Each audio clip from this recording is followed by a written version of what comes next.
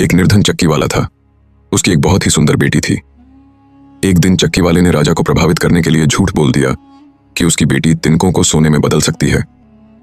राजा ने आजमाने के लिए लड़की को घास फूस से भरे एक कमरे में बंद कर दिया और कहा, इस पूरी घास को आज रात भर में सोना बना देना, वरना तुम्हें जान से मार दिया जाएगा।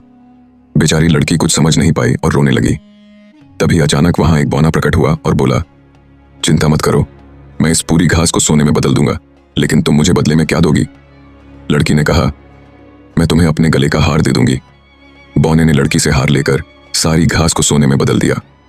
अगले दिन राजा ने जब घास को सोने में बदला हुआ देखा तो वह अत्यधिक प्रसन्न हुआ। अब उसके मन में और लालच आ गया।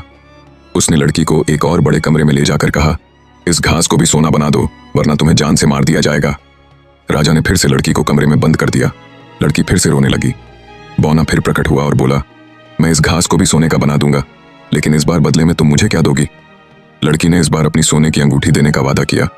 बौने ने फिर से सारी घास को सोने में बदल दिया। अब राजा पूरी तरह से लालच में अंधा हो गया। उसने लड़की को महल के सबसे बड़े कमरे में ले जाकर कहा, अगर तुमने इस घास को भी सोने में बदल दिया तो मैं तुम्हें अपनी रानी बना लूंगा। लड़की फिर से रोने लगी। जब बौना तीसरी बार प्रकट हुआ तो लड़की ने रोते हुए कहा, अब तो मेरे पास तुम्हें देने के लिए कुछ भी नहीं बचा। बौना बोला, कोई बात नहीं, लेकिन तुम्हें वचन देना होगा कि जब तुम रानी बनोगी और तुम्हारा पहला बच्चा होगा तो तुम उस बच्चे को मुझे दोगी। क्या लड़की अपने बच्चे देने को तैयार हो जाएगी या राजा उसकी जान ले लेगा? जानते हैं अगले भाग में।